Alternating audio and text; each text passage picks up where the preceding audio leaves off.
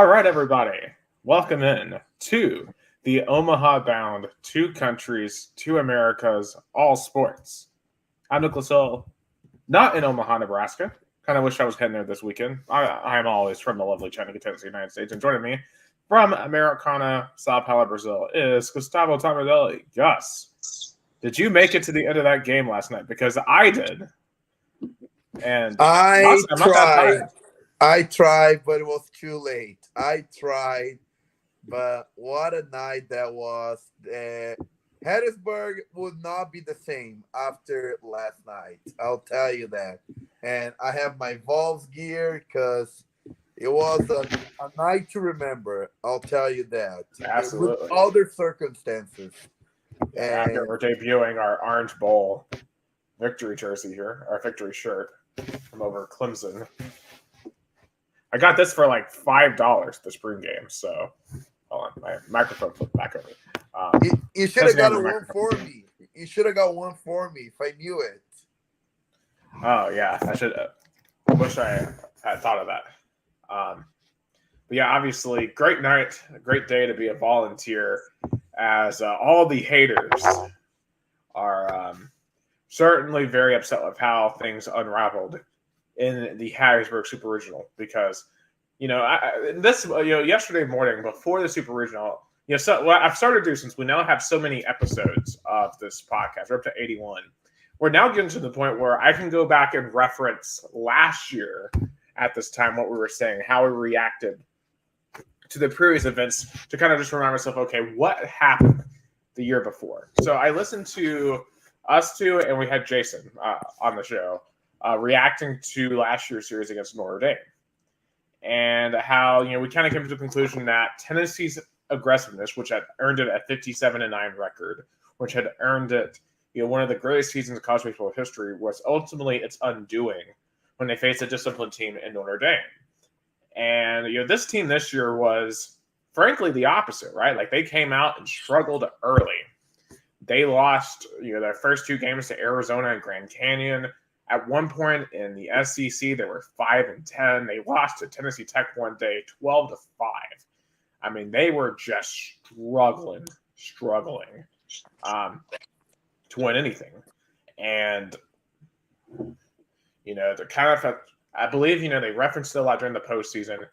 One of the turning points was when they were in Fayetteville, and Tony Vitello had a heart-to-heart with his father. And after that, they started clicking off wins, and they finished 12-4 in SEC play, including their first road series win at South Carolina. They swept Vanderbilt. Then they get to Hoover and get one-hitted against Texas A&M and lose in the first round. So one and done in Hoover, which maybe in disguise was a blessing, because then they come back, obviously last weekend, go down to the Clemson Regional, and have probably one of the single greatest baseball games that we've ever seen. Go 14 innings against Clemson, one of the most dramatic comeback victories you'll ever see, 6-5, and ultimately won us the regional there. And then we get to Tuesday, right? Because what had happened is the partner regional with the Clemson Regional was the Auburn Regional. And in that regional, Auburn had fallen apart, and Southern Miss had come back to beat Penn to win that super regional, or that regional. So then it came down to a decision. Where are we going to go? Are we going to go to Knoxville, or are we going to go to Hattiesburg, Mississippi? And for reasons still unknown to this day, the NCAA committee chose to go to Hattiesburg, Mississippi for the super regional, and Tennessee would have to win on the road, which they had struggled to do all year until the past couple of weeks, to make it to Omaha. And you get to Hattiesburg, it's game one, and Southern Miss comes out and lights us up in the first 4 innings. It's just, we're making error after error. Southern Miss is hitting home runs. Justin Dickerson was getting made fun of on Twitter for stuff related to his sister. Don't need to get into that. And they're just... and they're just absolutely on fire. But then literally fire starts falling out of the sky. We have lightning, and that game, they try to briefly restart it. They go an inning, and then that's it. The sky falls out, and we can't play anymore because we decided to host a super regional in South Mississippi during June. Just doesn't work. And granted, obviously there was a lot of discussion about the weather this weekend. And while, yes, you could see from a mile away they're going to have weather issues in Harrisburg, we would have also had weather issues in Knoxville. We literally, in Knoxville, they had tornado warnings up there on Sunday. It just is what it is with the weather in the South this time of year. So they come back to the ballpark Sunday, effectively have a day-long halftime, and Tennessee comes out and scores 3 runs immediately, and all of a sudden it's a ball game between Tennessee and Southern Miss. Southern Miss ultimately wins 5-3. So that's game one. But even though Southern Miss won game one, you could tell the balls were gaining momentum. That's until the start of game 2, where Southern Miss comes out and once again has a very hot start. They get out to a 4-0 lead. At this point, I'm going to be honest, I thought Tennessee was screwed because, Southern Miss's crowd was just on fire. We just looked out of it, and it just looked like they had all the momentum, and that being on the road was going to be the downfall of this team. But then a magical game, I believe it was the 4th inning, because Blake Burke comes out and just smacks one. Now, one of the headlines heading into this series was Southern Miss really brought in a priest from across the street to sprinkle holy water on the stadium to try to bring heavenly favor to the Southern Miss Golden Eagles. Literally, this was going to be their coach's last home series, Scott Barrier. He's been there for 14 years. And they wanted to get to the College World Series with him in this final season. Because Southern Miss had done this before in 2009 with their previous coach in his last season. So they were trying to repeat that. And it was working. And that was until Blake Burke hit a home run 479 feet onto that church's roof. And from there, the sky started to fall orange. Because then Tennessee got 3 more runs in that inning, went up 6-4, and they ultimately went on to win 8-4. And this is when really what won this series for Tennessee is the pitching. Because Chase Dolander, after giving up 4 runs early, he settled down and basically had a complete game in game 2. He was phenomenal, had what you want from your ace. And then we get to Monday, which was the goal, concerning where you were Sunday morning. And, we were supposed to start it at 6 p.m. Eastern, 5 p.m. Central. Wasn't going to happen because there was just a lot of thunderstorms running through Harrisburg, Mississippi. So we decided to wait until 10 p.m. Eastern. 10 p.m. Eastern time for first pitch. We light the beam with Drew Beam. And he's proven why next year he will be the ace for this team. He will be your day 1 starter next year, your Friday night starter. Because he was awesome. He went 6 full innings, gave up no runs, got into maybe a jam or 2, but he was able to get out. And, he really was in control of that ball game. And then, we get some offense going in I believe it was the 5th inning. You had, I believe, it was Zane Denton. Yeah, it was Zane Denton who hit a 3-run bomb there in the bottom of the 5th. And you could just tell at that point the energy of the crowd had gone away. It was crazy how quiet Pete Taylor Stadium, they called it the Pete all weekend, was by the 6th inning last night. It was so quiet you could have done. I could have written some of my news articles in there. It was so quiet. And then in the 7th inning, Chase Burns comes into the game. And, man, I don't know if I've ever seen so much swagger from a pitcher on the mound. I mean, he was unhittable. He was on fire. It was like having a power-up in Mario Kart. He was so on fire. And he throws out Dustin Dickerson with a 102-mile-an-hour fastball and then is just stung off the mound, throat slashing, just unbelievable. And that's the Tennessee baseball team I was waiting to see all year. Because when I had watched them early in the year, they didn't really have that swagger. I was wondering, where did But Tennessee baseball go? but what did I tell you, Nick? It's like that's what I was hoping for. This team clicked on the right time because back in 2021, 2022, we felt this team peaked early and fell apart late.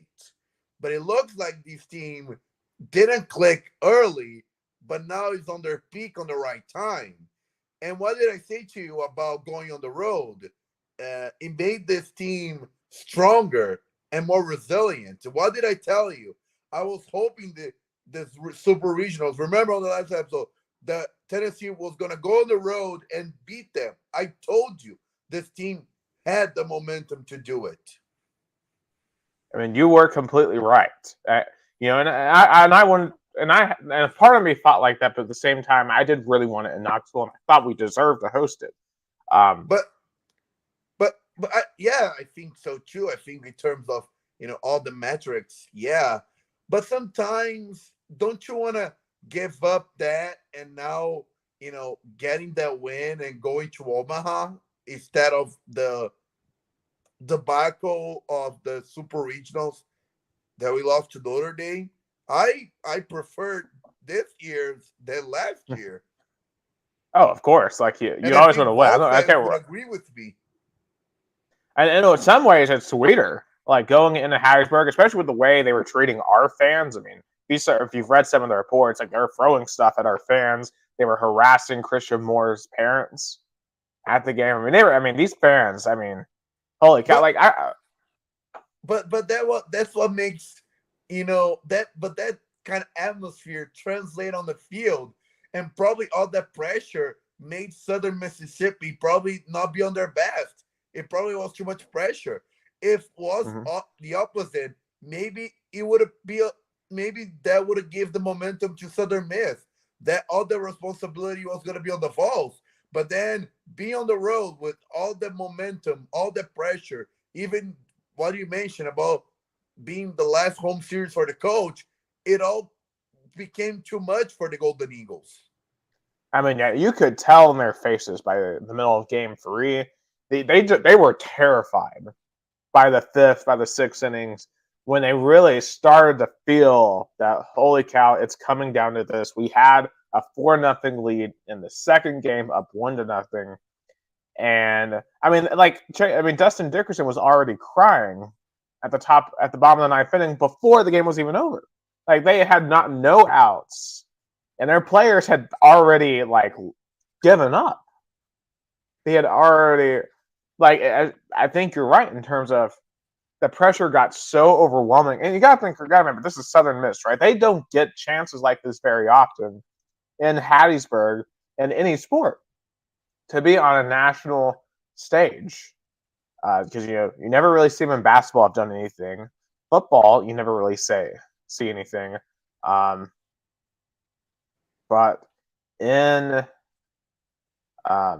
but in baseball, this is their one chance, and that just magnifies the pressure. Like in Tennessee, right? Like you have football, you have basketball, you have all of these other sports, and in Hattiesburg, you have that sport. And I think you're right in terms of it compounded for Southern Miss, and in a way, I kind of feel bad for them, right? Because I know how much this series meant to them. But at the same time, I agree. It would have been a great Cinderella story. It wouldn't be the kind of not be on the Power 5, going to a big, kind of one of the biggest events in college sports, which is the College World Series. Yeah, I know. But this team, this Vol team deserves to be in it. And it completes the full circle, I like how today, Vol Twitter is emphasizing how Tennessee became a everything school because, remember during our rock salt sports times, we always going back and forth. Oh, we football school, then basketball school, then baseball school. But Tennessee athletics this this season, this 2022-2023 season, it was tremendous. It was a great closeout, but it's still missing the big title in any sport, like national title. In football, I think it's getting closer. Basketball, we all debate the Rick Barnes, kind of struggling March. The Lady Vols is still rebuilding under Kelly Harper, but I think baseball is the closest. I think baseball is tangible, getting a College World Series title. Yeah, I mean, right now, baseball is a team that has the opportunity in front of them starting this weekend to go win that title. And they will have a very tough challenge at hand because they got to play LSU now. They lost to LSU in the regular season 2-1, but they did win a game in Baton Rouge, and some of those other games were tight. I do think, they have a chance to win this game.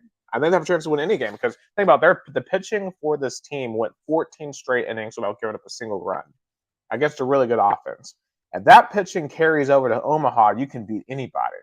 Now, what undid us 2 years ago when we went to Omaha is we were such a home run power team.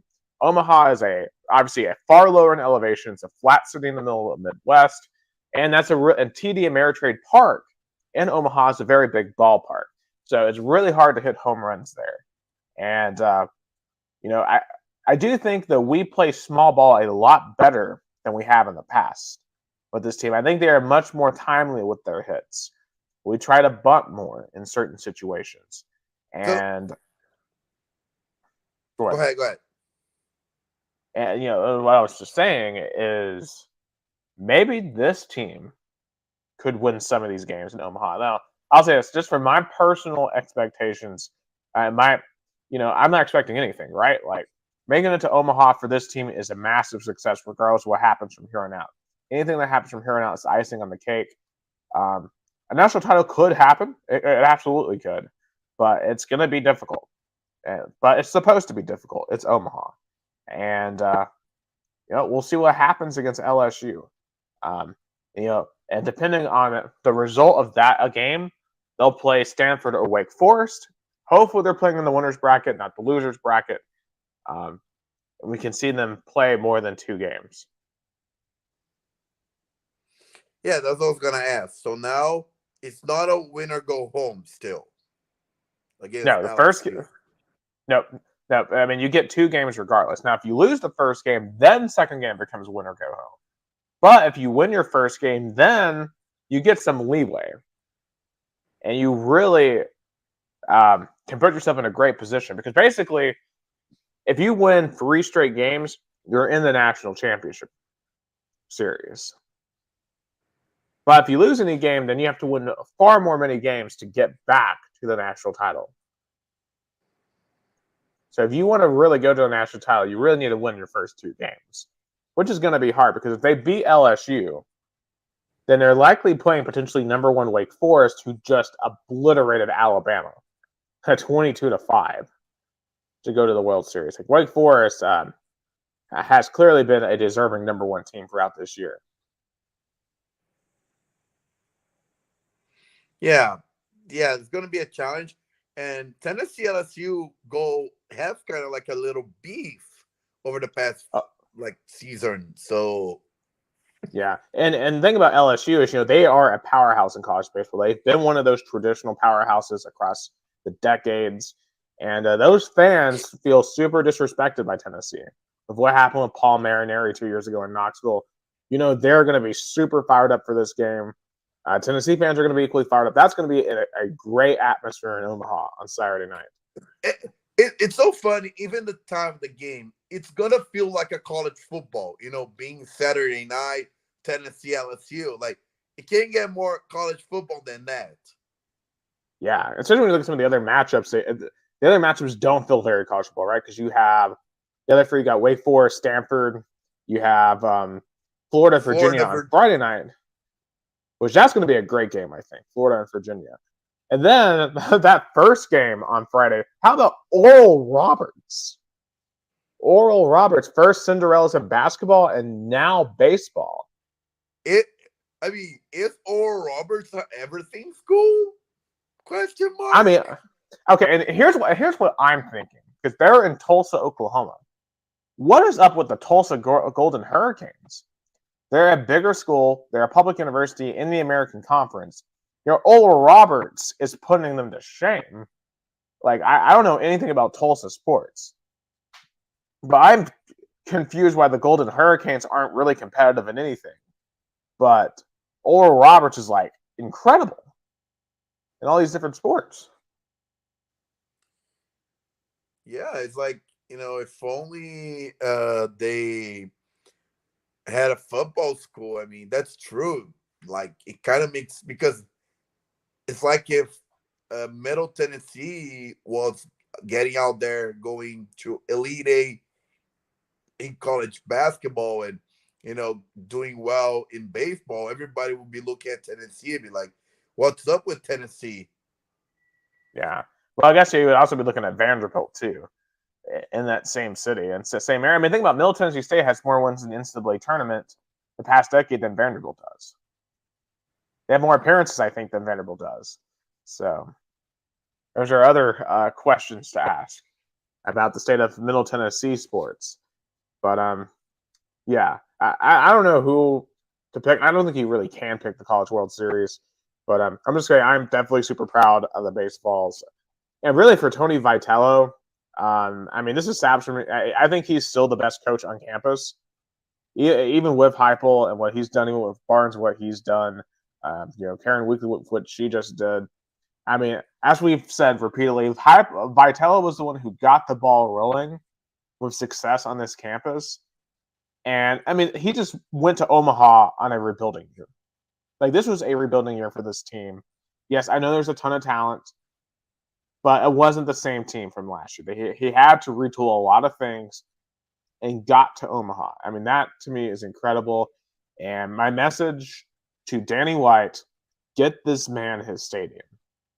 Get this man his stadium, because But now the question with the stadium is that worth it? Because literally today was the groundbreaking of a new baseball stadium, literally 2 miles away from Lindsey Nelson Stadium. And the question is that worth to rebuild Lindsey Nelson when you have this, brand new, probably 10 to 15,000 people stadium, because then you can use Lindsey Nelson Stadium to the regular season.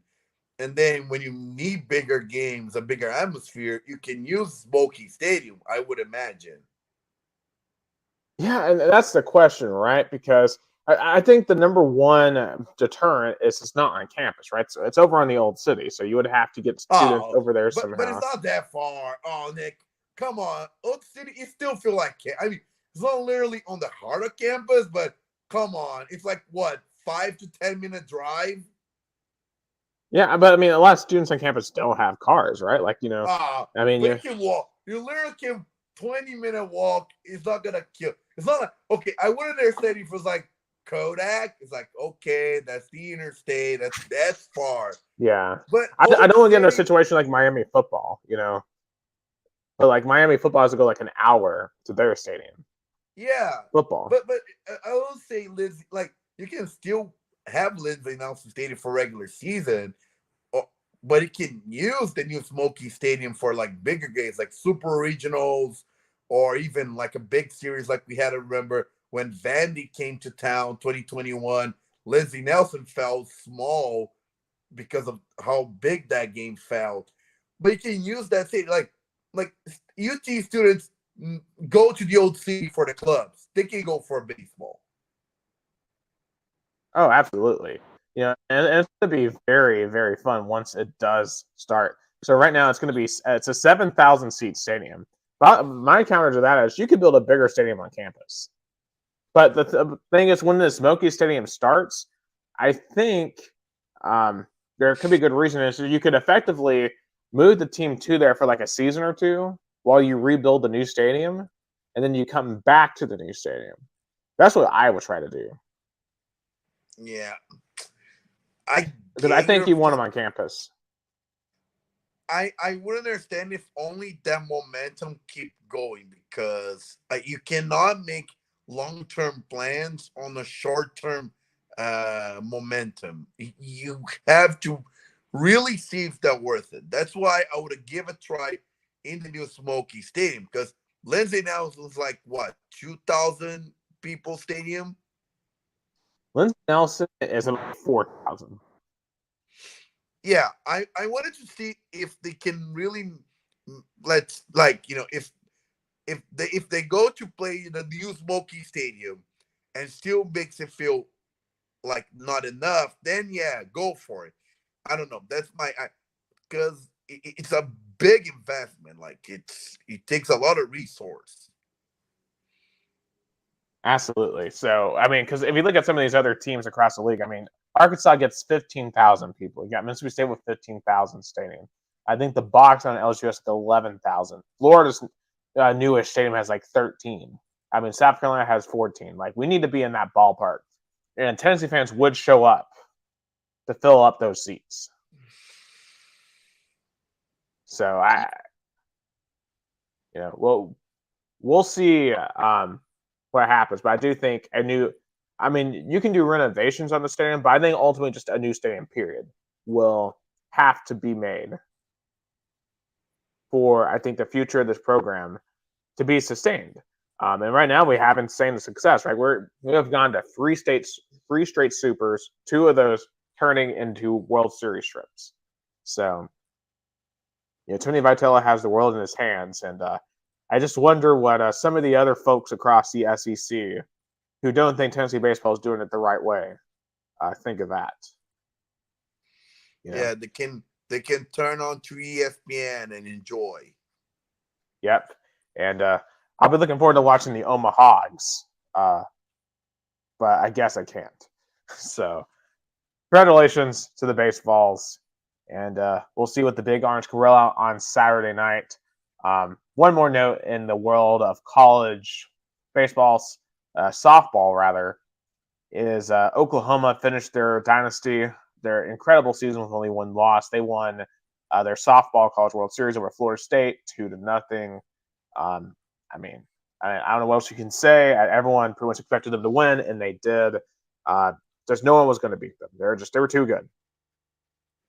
They were too good, and you just got to wonder who can ever beat this team, right? Like they've won 3 straight, and they load up every year with the best players. Yeah, I mean, they're like becoming like UConn in the world of softball. oh, absolutely, absolutely. There is one thing actually I wanted to bring up on the topic of baseball while we're on it, just real fast, because Nick, my former college roommate, a big former Oakland A's fan, a fan of the A's when they're in Oakland, not a fan of the potential future Las Vegas A's. He is currently attending a reverse boycott. So these Oakland fans, they have shown up tonight, all in sell the team shirts, basically. And basically, they're going to be chanting throughout the game for the owner to sell the team. And in an attempt to try to keep them stay in Oakland. Now, I did see earlier today the Nevada State Legislature has finally approved the new stadium plan for Las Vegas. As far as I have seen,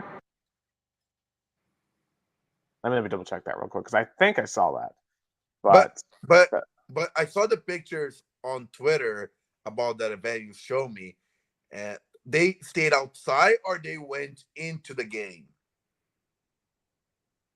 I think they're going into the game because they're going into the game to chant and stuff. But so it's going to be the largest crowd of the season, I imagine, because from what I see, it's larger than like what 2,000, 3,000 fans. Yeah. Okay. Yeah. So here's the latest update on the whole Nevada situation. The Nevada State Senate has passed the $380 million bill to help fund the proposed stadium. So it still has to go through the House, basically, in Nevada. And if it gets through that, the governor of Nevada, Joey Lombardo, is going to sign it. So if the House passes it, then it'll be good to go in the state of Nevada. But clearly, Oakland fans are trying any last ditch effort to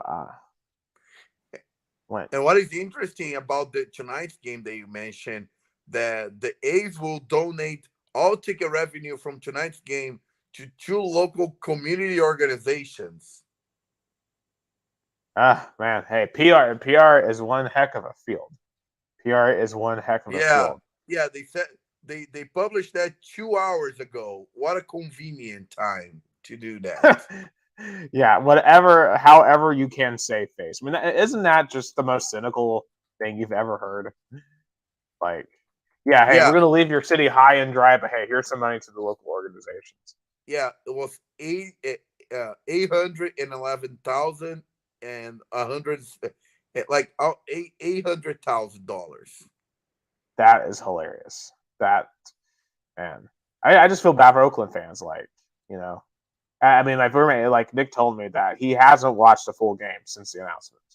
It'll be the first full game he has watched since the announcement. So, and I don't blame him. And honestly, the scenes, they remind me a bit of the 2017 football coaching search for Tennessee in terms of a large fan protest. I wish a soccer team from Americana had that kind of fan mentality. Just say that. Yeah, and I'm sure you've got a lot to say when we get to that. But kind of sticking with the idea of Las Vegas real quick. Stanley Cup Finals are about to finish. We're in the intermission heading into the third period. Las Vegas is just destroying Florida. The Panthers, they won Game 3, and they had a shot to send Game 4 to overtime, but they just came up short. Fans started throwing stuff on the ice, kind of like Tennessee and Ole Miss. That's a very controversial finish in Game 4, but Vegas is just rolling. They're up 5-1 heading into the third, and it looks like they're going to win their first ever championship in 5. And it's just incredible what Vegas has done, right? They've only been a franchise for 6 years. And this is their second Stanley Cup final, and this is about to be their first title. Just an incredible what they've been able to do. Yeah, and for a city that literally has no ice, they were able to build, something, because the first one everybody thought was like the hype, they're just entering the league, but it looks like it's gonna be a solid, they're gonna be on the contentions for years to come. And it looks like, and I was gonna compare it to the NBA. Both Florida teams, like the Miami Heat and the Florida Panthers, both were great Cinderella stories, came out of nowhere, were great on their conferences, but when it came to match up with the West, they couldn't do it. So it literally is going to be the same finish, 4-1, both. Yeah, just imagine being in Miami this week, right? Like the Heat lose last night in the championship. Today you got to deal with Donald Trump's indictment, shutting down your entire city. And now tonight you got to watch the Florida Panthers get eliminated as well. Yeah, just a brutal 24 hours. Yeah, exciting times in South Florida. And speaking of South Florida, did you saw that the University of South Florida approved their on-campus stadium? I did not see that. Yeah, I think it's going to be on a ballpark of $290 million. They currently play in Tampa Bay Buccaneer Stadium, if I'm not mistaken. It doesn't shock me because remember who their head coach is, right? What? Oh, Alex you Golich. remember Alex Golich. I remember. I interviewed him. Yeah, I'm about to say this would be that's a very hyperless move, right? To come on, and I'm sure Alex Golich took one look at the situation, like, okay, this is ridiculous. We can't be playing in an NFL stadium. We don't have the fan base to fill that up. So it makes sense to downsize to a 35,000 seat stadium. It's going to be like Tulane. Tulane used to play in the Superdome in New Orleans, and then they moved on to their own on-campus stadium, and it's made their atmospheres way better. It's made their football program way better. I mean, they literally just won a New Year's Six game last year. I think, Miami, the Hurricanes is another program that needs to do that because I think playing in the Dolphin Stadium hurts the Miami Hurricanes severely. They need to play on campus. Yeah, they need to find their Orange Bowl because the Orange Bowl, it felt very Miami Hurricanes, but the Dolphin Stadium doesn't. Yeah, I mean, there's just no soul. Like, you can tell, like, Neyland Stadium is a college stadium. Bryant-Denny Stadium is a college stadium. Tiger Stadium is a college stadium. Whatever the heck they're calling it now. I think it's Hard Rock Stadium is not a college stadium. And it's interesting though to see like in the reverse, like a lot of speculation in terms of the Jacksonville. Just like speaking, I know we're kind of going more to football, but I wonder where the Jacksonville Jaguars are going to play when they start their renovations on TIAA Bank Stadium. I don't understand why they don't play in Gainesville. I don't. It's not that far from Jacksonville, and it's kind of like Florida Gators go every year to play Georgia there. Yeah, the most interesting thing to me is the idea of playing at Daytona, playing inside of the Speedway. That makes no sense. I mean, literally, the grandstand is just on one side. I mean, yeah, you could play in the infield there, but like, there's no good sight lines. This isn't Bristol. Where the whole racetrack goes around, Yeah, because from what I've seen, Daytona is a very large track. It's 2.5 miles. It's a 2.5 mile racetrack. It's kind of like playing football at Indianapolis Motor Speedway, I would imagine. Yep, I mean, they're exactly the same length. It's like people sometimes jokingly suggest Auburn and Alabama should play at Talladega. That wouldn't make any sense to do that. And also at that time of year too, NASCAR, they do their summer race in late August at Daytona. So, I mean, that would be hard to kind of balance that with a potential preseason game with the Jacksonville Jaguars. To me, honestly, here's my solution. Here's where I would go. I would go to Orlando in Camping World Stadium. There's no permanent tenant of that stadium. I think unless the Orlando soccer team is there. They might play. The Orlando City is playing on their own stadium. It's not on Camping World Stadium anymore. They play. Yeah, because you see. Oh, go ahead. I was gonna say I don't remember the name, but I've been to that stadium. It's now a full Orlando City stadium. Yeah, because I know like UCF, they play in the Bounce House, so they don't play at Camping World Stadium. So no one's playing at Camping World Stadium. Yeah. To me, you're not disrupting Florida's the Gators with their logistics of playing games. So I think to me, Orlando makes the most sense. I mean, I know, yes, it's a little far from Jacksonville, but I mean, it's like 2.5, 3 hours. I mean, they could handle being in Orlando, I think, for a year or two. It's just crazy to me that there's no other suitable places in Jacksonville to play. And also, probably NFL is going to make even more games in London for Jacksonville. Jacksonville is already kind of known for being the most British NFL team because of so many times the Jaguars went to London. So probably I just brought it up because it's something that Florida with stadiums. That's something interesting, like Florida and stadiums. Yeah, I mean, think about this. If you play in Orlando, you could literally market them as like the most castle-oriented team because you'll be playing next to Disney World and then playing next to Buckingham Palace. That's true. And I probably and Jacksonville Jaguars is known for not having the most engaged fan base. So probably maybe football fans in Orlando would embrace the Jacksonville. So they only show up when they're good. Yeah, right? I mean, to be fair, they got beaches and stuff, and let's be real, Jacksonville is kind of just a city, and frankly, has a lot of socioeconomic issues. So not the greatest place in the world, and But hey, at least they're going to have a pretty exciting football team, I imagine. But that's a topic for another day when we get closer to NFL season. But I think they should play in Orlando. Yeah, and Camping World Stadium is a beautiful stadium. I've been there in 2016 when Brazil played Haiti. It was a really nice stadium. Very, very, very good stadium. It would be an interesting idea. Yeah, I think LSU, Florida State and LSU will play there on opening on that Sunday night of opening weekend too. And that will be one heck of an atmosphere. What should be one of the best games of the season, as well, between the Tigers and the Seminoles.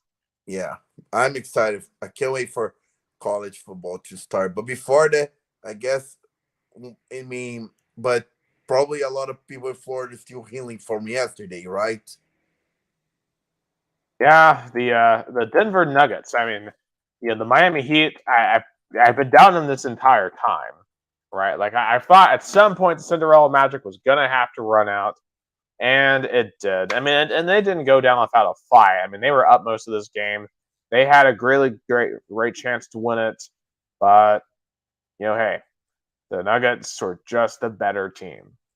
And they have the best player in the world right now in Nikola Jokic. And I almost feel like when there's a parallel to the 1999 San Antonio Spurs championship, the first one they won with Duncan, and the one they won with David Robinson. They won that over the 8 seed Knicks. The Nuggets are winning this over the 8 seed Heat, and it feels like this could be the first of several for Denver, as long as Jokic is playing at an incredibly high level. And it's not just Jokic, right? I mean, Jamal Murray played at a high level. I mean, Aaron Gordon. I mean, where did he come from? Like Aaron Gordon's been just always an okay player in the NBA. He looked phenomenal as a role player in this series. And Michael Porter Jr. had his moments. Bruce Brown had his moments. For the Heat, I mean, the only player that really played great was Bam Adebayo, which, frankly, to me, I thought, if he played great, Miami would have an excellent shot to do well in this series. But unfortunately for the Heat, Jimmy Butler he wasn't very good in this finals. And frankly, the whole season was about how far he could take them, and he couldn't take far enough all the way. So I mean, I guess the first question I want to ask back on Nikola Jokic. With his championship now, he has 2 MVPs. He has a finals MVP. He has a championship. He just set multiple records. I mean, he literally set the record. I believe it was for points in I think it was for the entire rebounds and assists. Yes, for the entire season. He literally was the first player ever to record a 30-20-10 in an NBA Finals. Something I'm going to ask you, Nick. If now the NBA became the Premier League in basketball, and hear me out, is the stars going to be international? Because, NBA is probably going to be kind of Premier League, like England has the richest league, the best teams, but now their own, talents are the best talents on their team are not from England. They're from elsewhere, Manchester City that won the triple. Their talents are from Argentina and Norway and Spain. And the NBA is kind of moving towards that slowly. We have, Jokic, Giannis, Embiid, Victor, the guy is going to be the number 1 pick in the draft. Victor Wembanyama. Yeah, Victor Wembanyama. Do you think now with back-to-back titles that the star is international, it kind of makes it NBA a little bit of like the Premier League? Well, I think here's the thing with the international players that I'm starting to realize. They're coming in more prepared. They're coming in more mature.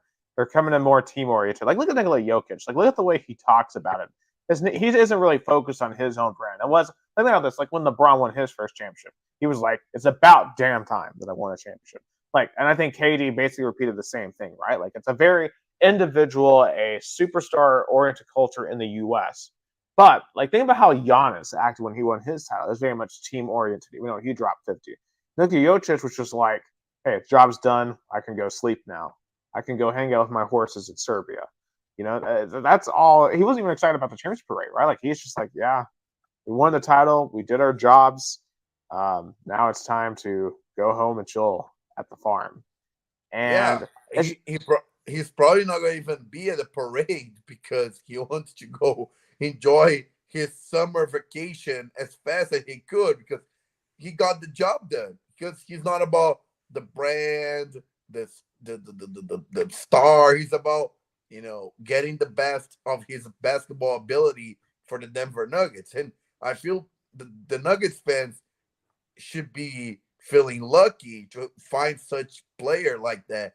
And that's what the NBA is going to want to find it, the next Jokic, the next Giannis, because both of them show so much maturity and so much team player. And picking back to your point, Nick, is that the end of the star, need star to get a title mentality, like the Clippers tried.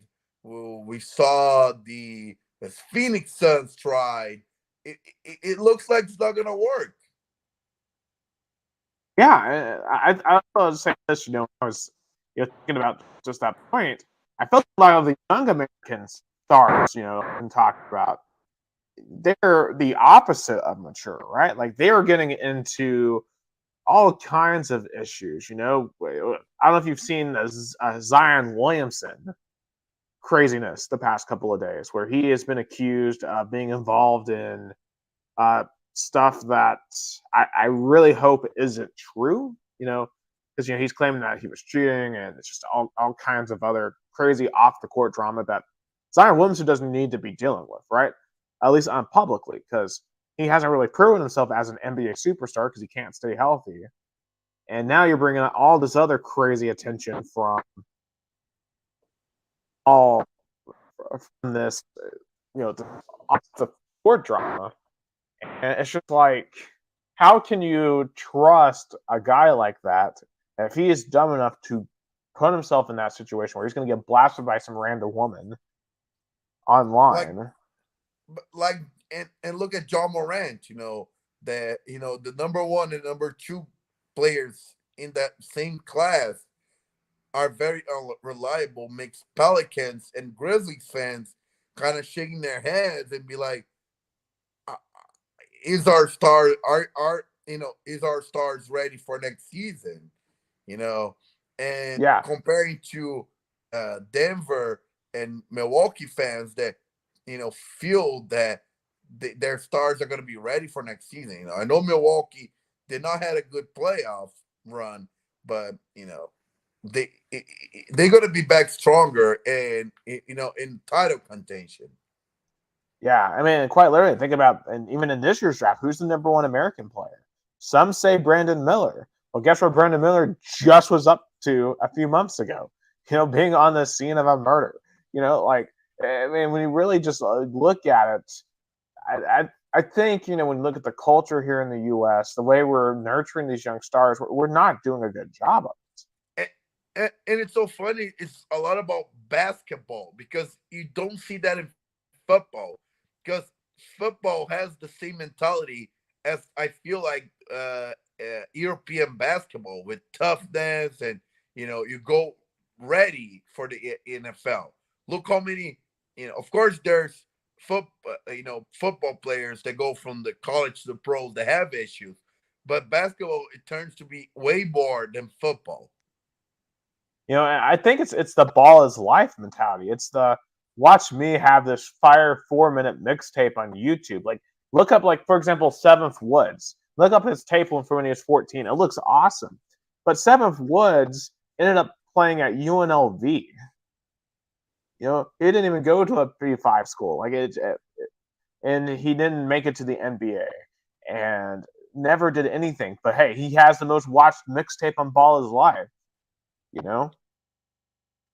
I mean, Or look how many people show up to like AAU games, and it's all about Zion Williamson versus LaMelo Ball. Like I used to watch those videos, right? And so like I enjoy those videos, but like it isn't conducive because it's not about the team game. It's not about team. Like when you literally have guys like LeVar Ball coaching your AAU team, like do you think he's really going to be emphasizing team play? No, he wants his sons to go out there and take all the shots. And that's no way to develop a team. No way to develop talent. Yeah. But so just to wrap up NBA, I feel like the Denver Nuggets deserve the title. They only had 4 losses in the playoffs. Only 4. It just shows how they were better than anybody else. And I think they're going to be here to stay. They're going to be in title contention. And it looks like the West is more unpredictable than the East. In the East, it's going to be Milwaukee, Boston, Philly, and probably maybe the Knicks, maybe the Cavs.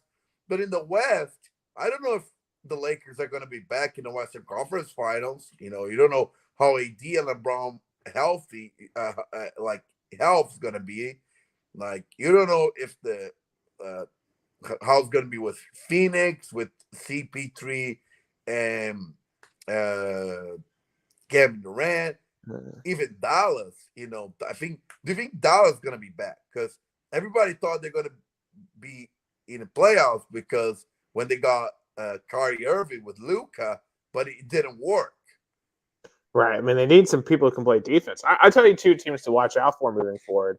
Watch out for Oklahoma City and watch out for Sacramento. I think those are 2 very young, talented teams. Shai Gilgeous-Alexander is a young superstar. And with more experience, I think he's only going to get better. And Sacramento plays such good team ball, and they just ran into a more experienced team this year. But the Kings now have experience. And I think that's going to pay off for them. Because I think, as you said, we are back in a team era-oriented basketball. And honestly, depending on how good Wembanyama can be out the gate, maybe the Spurs could be a playoff team next year, But it's going to be fascinating to watch what the NBA does. Of course, we're going to have to watch what happens in the draft. And then July 1st, when free agency hits, you always know that's a crazy time of the year. So, we're certainly going to be in a very interesting time here for the NBA. But I guess one last point I wanted to make. For Jimmy Butler, I mean, I still think, this is overall an incredible run, and it enhances his legacy. But he is an Allen Iverson, a Charles Barkley. He is in a conversation for one of the best players ever not to win it. And, that's not a conversation I think any player wants to be on. But, I mean, if you have to be in that conversation, that's a good list to be on. And, but Jimmy Butler, in both of his teams, he was the underdog significantly. Yeah, like, I mean, he's going to be alongside great players like, John Stockton, Karl Malone, as you mentioned, Charles Barkley, Allen Iverson. When you play team sports, you might end up be in the underdog side of it, like you mentioned, But Jimmy Butler is going to be remembered as one of the best, definitely, from what he accomplished in the NBA, from what he overcome. So, but unfortunately, it looks like he is not going to be, a champion, unfortunately. Yeah, but as I said, I don't think it's his fault. It's the way things work. But probably one of the better news of the week here in America, we have got our soccer superstar in the United States. Lionel Messi is coming to Miami. Inter Miami. And, Inter Miami, when you take a look at just the impact on the team, they literally now are selling tickets for $20,000. They have up to 8 million fans on Instagram now. Like, I got to go cover Inter Miami versus Nashville SC game years ago. Remember the playoffs. And, I didn't think, looking at that team, that just in a few short years, probably the greatest player ever was going to show up and play for that team. Like, first of all, it was bound to happen. I had a feeling from my sources that it was bound to happen because of Beckham purchasing the team and having connections with added Adidas. And I think that the nail in the coffin was Messi saw the Ronaldo experience in Saudi Arabia, and he saw how frustrated he was, how hard how hard it has been to Cristiano Ronaldo to deal with all the culture shock, with how it's hard to being in Saudi Arabia and how frustrated he is. He's like, I can make less money, but I can live in a place that is very Latino friendly. I can still making a lot of money. I can still play in a good league, and I'll definitely be the superstar. I think definitely Messi made the best move, a move that makes sense. He's gonna make less money on the short term, but he might even be down to be getting stock for the team, being a part owner. So, and he's gonna establish probably residence in the United States. Maybe think about his future. I don't know. He might getting a green card. For his family. He's looking in the long term with this deal. Absolutely. I mean, and that guy, he can do anything he wants. Like all the sponsorship deals. I mean, Apple TV making that documentary on him.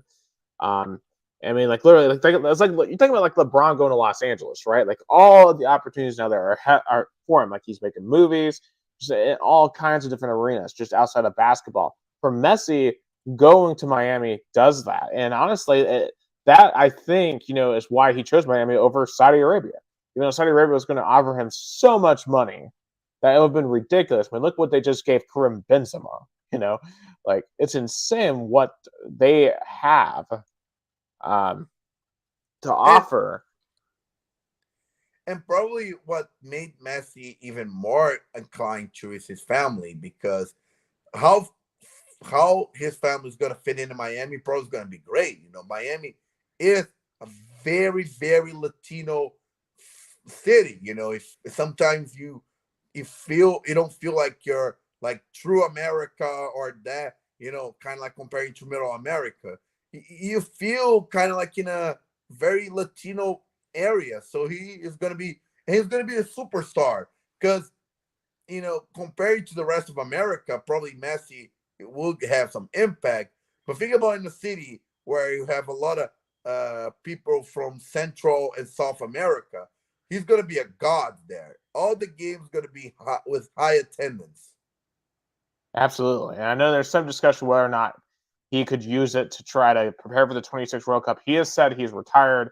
He's not going to play in it anymore. And honestly, if I were him, I wouldn't. You have won. You just won the World Cup. Go out on top. Yeah, definitely. Go on top. I mean, probably would have made sense for the whole business thing for him to play in the World Cup, but I don't know. He can be an ambassador for Inter Miami going to this World Cup, so he still would be a very big brand for the team, even without playing. Because as you said, he literally just won a World Cup. He's done with it. He made his mission. He made his legacy. Argentinian fans are going to remember him forever.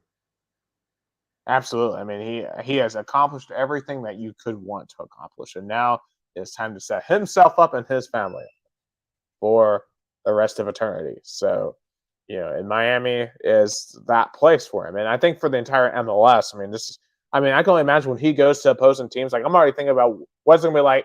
Oh, I'm just wondering what the price is gonna be like to get into Atlanta when Miami comes up to Atlanta United. What's the price gonna be like when Miami comes up to Nashville to play Nashville SC?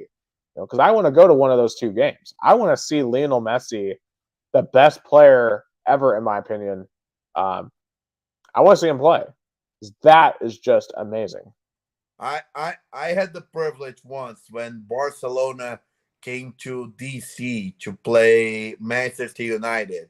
It was Neymar's last game as Barca. He even scored on that. And I remember how people were like, fanatic to see Messi. Everybody wanted to see Messi. Yeah, I mean, and there's a reason why.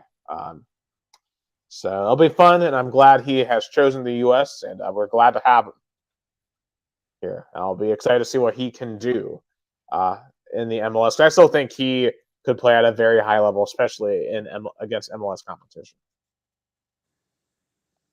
So so what is going down on South America? And I know things are just going from bad to worse for your Rio Branco team. Yeah, it's been very challenging for Rio Branco. They tied on Saturday against Cabo Brazil, a team that is owned by former Barcelona player Edmilson. And there was it's tough. I mean, they're in the bottom of Group 4. If they lose on Sunday, they are relegated to the 5th division in the state. It's gonna be. I am anxious and terrified and excited for Saturday. The team just released 2 players. I heard that like minutes ago. They're bringing players from the academy to the roster. The new coach is trying to find pieces. I don't know. It's gonna be before a do or die game for your team, for your whole soccer program, and you're literally relying on the academy. Yeah. It was funny that I was doing a Facebook Live kind of show about Rio Branco, and we came up with the suggestion. I guess the coach overheard us, and even the players were watching us, and I was giving grades to the players, and they were a big fan of my grades. But why are they watching the media? They need to be focused on the game plan. Focus. Yeah. See, and that to me seems like the problem. I mean, you got the administration worried about what the radio is saying. It seems like they are so unconfident in themselves. Yeah. That they're trusting their own existence. Our Facebook Lives that we do every day after game of Rio Branco is watched by players, coaches, front office. That is psychotic on their part. Yeah. I mean, I what? Imagine during the Pruitt era, Pruitt sat down and listened to Fox Sports Knoxville. Yep. Rip them apart every single day. You can't do that. Yep. But there's still hope. I think Rio Branco's gonna win. I'm hopeful, but it's gonna be tough because if they lose, even if they get same points by the last week, they in the win differentials they cannot make it. So they gotta win 2. If they win Sunday and then last week, they're in. They're qualified for the second round. If they win and tie, then they'll rely on other results. So if Rio Branco wins 2 games, they're in, no matter what. Yeah, so I have muted myself. Yeah. So hopefully they can do it. Yeah, the game's gonna be Sunday, 11 a.m. Brazil time. I guess it's gonna be at 10 a.m. American time. I'll send you the link if you wanna watch me.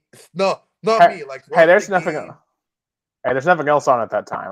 I'll have to tune in because now I gotta see this. You gotta see the suffering. But I'll send you that link to the actual game. It's gonna be on YouTube. I think you probably can watch in America. And speaking of watching America, you watched the Corinthians game. I didn't. You did. Yeah, I saw the last 25 minutes, and I saw. So when I turned it on, I forget, was it Sisterabad they were playing? Cuiabá from Mato Grosso. Cuiabá. Okay. Cuiabá. Cuiabá. Yes. So Cuiabá was up 1-0, And when I saw that score, I'm like, oh, geez. I know that, even with my limited soccer knowledge of Brazil, I know that's not good. Because I've never heard of that other team. I've heard of Corinthians, so that probably means that's not good. Yeah. Especially at home. But that God, what was his name? The Olivier guy? One. Yeah.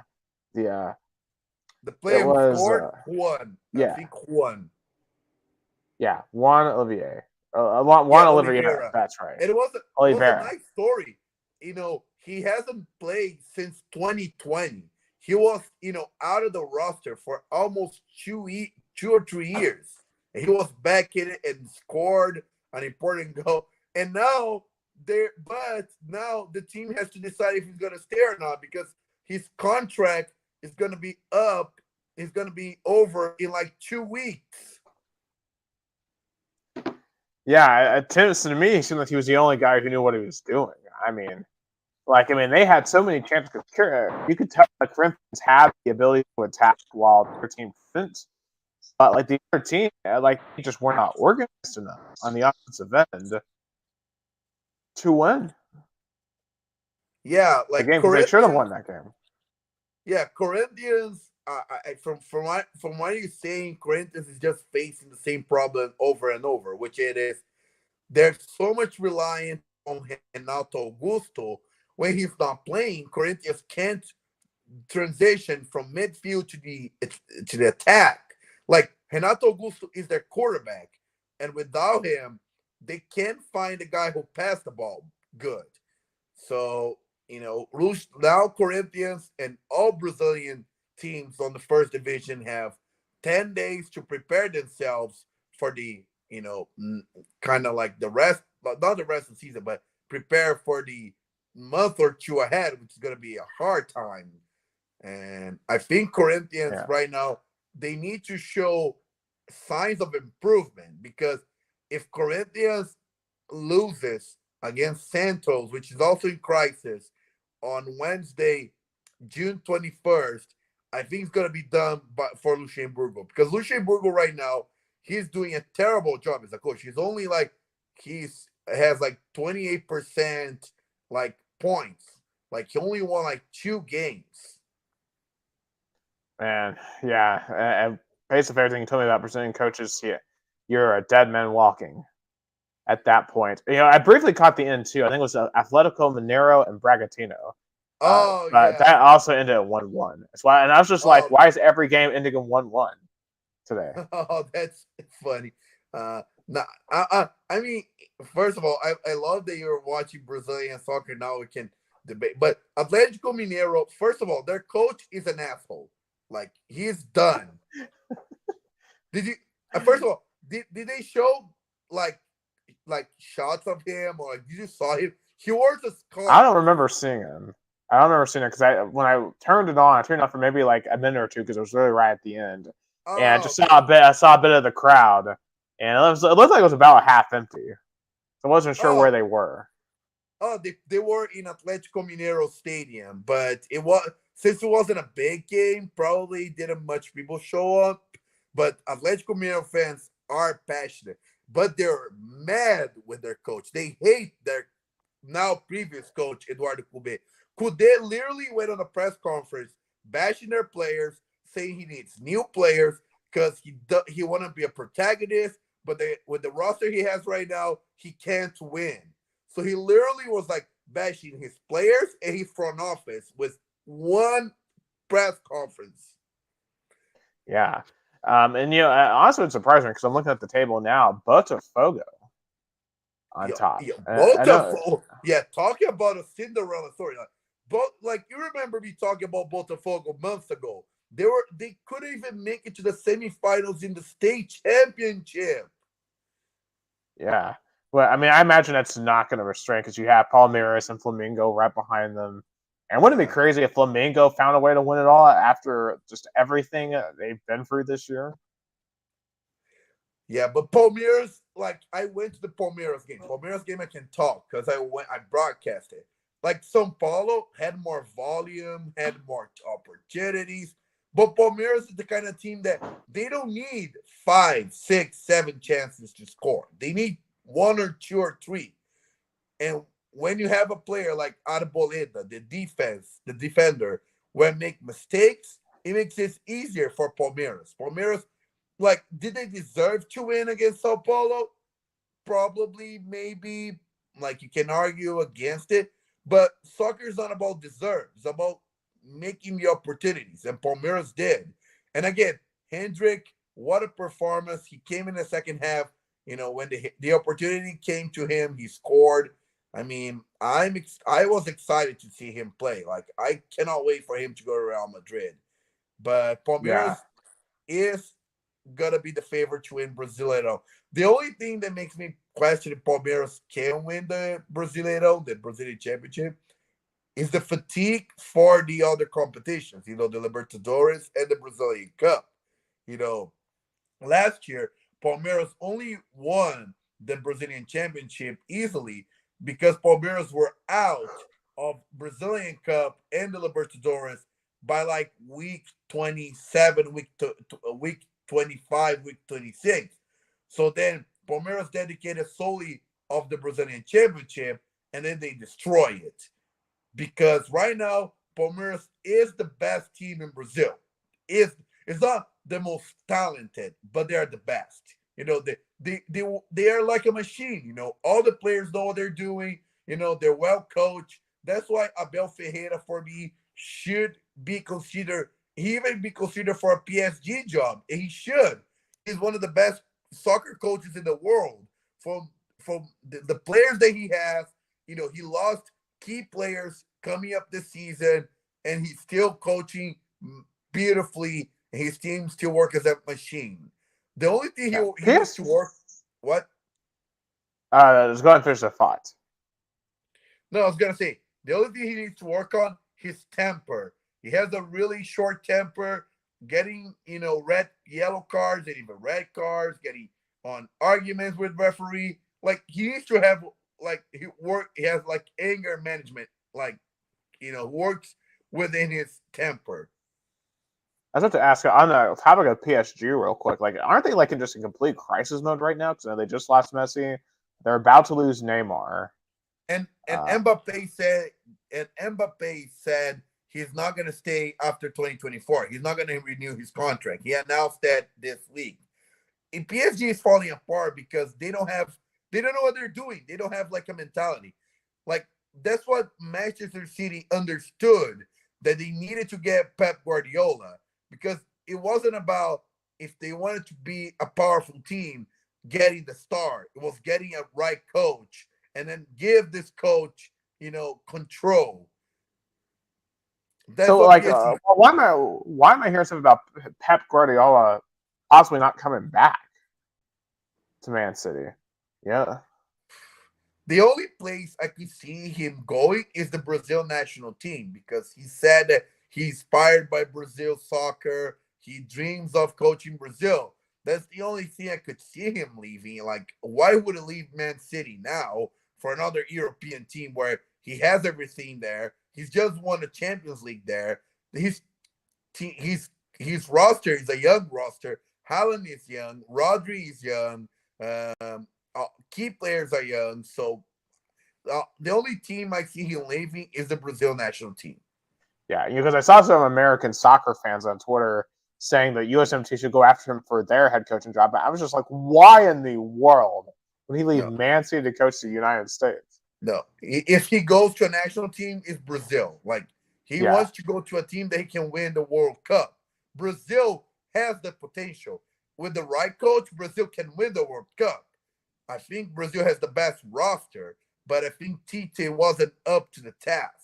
If Guardiola is going to go to a national team, it's Brazil. Like, unfortunately, as much U.S. is a great dominance in sports, winning the Olympics, in soccer, they're just not there yet. And it's going to take years and generations maybe to change that.